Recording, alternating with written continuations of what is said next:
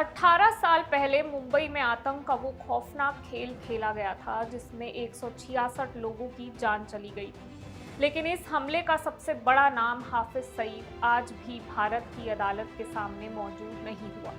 अब सवाल है, क्या पाकिस्तान में बैठा हाफिज सईद भारत की अदालत से बच पाएगा? क्योंकि भारत के नए कानून ने अब ऐसा रास्ता खोल दिया है जिसमें आरोपी के कोर्ट में मौजूद न होने के बावजूद मुकदमा आगे बढ़ सकता है। यानी आरोपी विदेश में छिपा रहे लेकिन भारतीय अदालत में उसके खिलाफ कानूनी कार्रवाई रुकने वाली नहीं है। 26/11 मुंबई आतंकी हमले की साजिश के आरोपियों के खिलाफ भारत ने अब बड़ा कानूनी कदम उठाया है।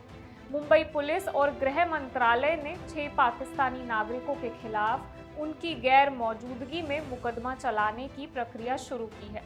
इनमें सबसे बड़ा नाम है लश्कर-ए-तैयबा का संस्थापक हाफिज सईद। उसके अलावा जकी उर रहमान लखनवी, साजिद मीर, अबू अलकामा, आसिम उर्फ अबू कहफा और पाकिस्तानी सेना के पूर्व अधिकारी मेजर अब्दुल रहमान पाशा भी आरोपी हैं। इस पूरे मामले में सबसे खास बात है भारत के नए आपराधिक कानून का इस्तेमाल।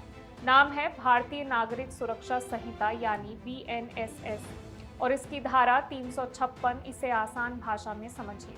ट्रायल इन एब्सेंशिया मतलब अगर कोई आरोपी जानबूझकर कानून से बच रहा है, विदेश में छिपा हुआ है और उसके जल्द गिरफ्तार होने की संभावना नहीं है, तो कुछ ज़रूरी कानूनी शर्तें पूरी करने के बाद अदालत उसकी गैर मौजूदगी में भी मुकदमा आगे बढ़ा सकती है। अब सवाल, पहले ऐसा क्यों नहीं हो सकता था? पुराने CRPC के तहत फरार आरोपी की गैर मौजूदगी में अदालत कुछ गवाहियों को रिकॉर्ड करके सुरक्षित रख सकती थी, लेकिन पूरा ट्रायल करके अंतिम फैसला सुनाना आसान नहीं था। यही वजह थी कि सीमा पार बैठे आरोपियों के मामले लंबे समय तक अटके रह सकते थे। अब BNSS की धारा 356 स्थिति में बड़ा बदलाव लाती है, लेकिन इसका मतलब ये बिल्कुल नहीं है कि कोई भी आरोपी बिना कोर्ट आए सीधे ट्रायल का सामना करेगा। कानून ने इसके लिए कई सुरक्षा शर्तें रखी हैं। पहली शर्त, मामला गंभीर अपराध का होना चाहिए जिसमें 10 साल या उससे ज़्यादा की सज़ा, उम्र कैद या मौत की सज़ा का प्रावधान हो।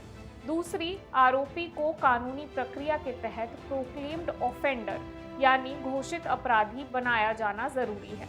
तीसरी शर्त, उसके खिलाफ लगातार 2 गैर जमानती वारंट जारी होने चाहिए और दोनों के बीच कम से कम 30 दिन का अंतर होना चाहिए। चौथी, आरोपी तक सार्वजनिक और कानूनी तरीके से सूचना पहुंचाने की प्रक्रिया पूरी करनी होगी। पांचवी, चार्ज फ्रेम होने के बाद 90 दिन का अनिवार्य इंतजार भी रखा गया है। और छठी बात बेहद अहम है, अगर आरोपी की तरफ से कोई वकील नहीं है तो अदालत उसके लिए राज्य की तरफ से कानूनी सहायता उपलब्ध करा सकती है। यानी कानून का मकसद सिर्फ आरोपी की गैर मौजूदगी में फैसला करना नहीं, बल्कि उसकी तरफ से कानूनी बचाव का मौका भी सुनिश्चित करना है। 26/11 मामले में मुंबई पुलिस आयुक्त देवेन भारती ने विशेष लोक अभियोजक उज्ज्वल निकम को इस कानूनी प्रक्रिया के इस्तेमाल की जानकारी दी। इसके बाद विशेष अदालत ने 6 आरोपियों को नोटिस जारी कर 18 अगस्त तक पेश होने का निर्देश दिया। तय समय तक उनके पेश नहीं होने के बाद अब मामले में आगे की कानूनी प्रक्रिया का रास्ता खुल गया है। अब बात उस नाम की जिसे 26/11 हमले की साजिश के सबसे प्रमुख आरोपियों में गिना जाता है। हाफिज मोहम्मद सईद लश्कर-ए-तैयबा का संस्थापक है और जमात उद दावा से भी उसका नाम जुड़ रहा है। भारत का आरोप है कि 26/11 मुंबई हमलों की साजिश में उसकी अहम भूमिका थी। इस हमले में 166 लोगों की जान गई थी। हाफिज सईद को संयुक्त राष्ट्र सुरक्षा परिषद और अमेरिका की तरफ से वैश्विक आतंकी के तौर पर नामित किया जा चुका है। अमेरिका ने उसकी गिरफ्तारी और दोष सिद्धि में मदद करने वाली जानकारी के लिए $1 करोड़ तक के इनाम की भी घोषणा की थी।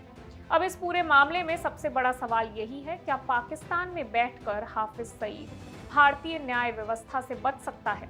BNSS की धारा 356 ने कम से कम इतना जरूर बदल दिया है कि आरोपी की गैर मौजूदगी अब हर हाल में मुकदमे को अनिश्चित काल तक रोकने की वजह नहीं बनेगी। अगर कानून में तय सभी शर्तें पूरी होती हैं तो भारतीय अदालत सबूत सुनेगी, गवाहों की बात रिकॉर्ड करेगी और जरूरत पड़ने पर अंतिम फैसला भी सुना सकती है। यानी आरोपी भले ही भारत की अदालत में मौजूद न हो, लेकिन अब भारत की अदालत उसके मामले को रोक कर बैठने वाली नहीं है।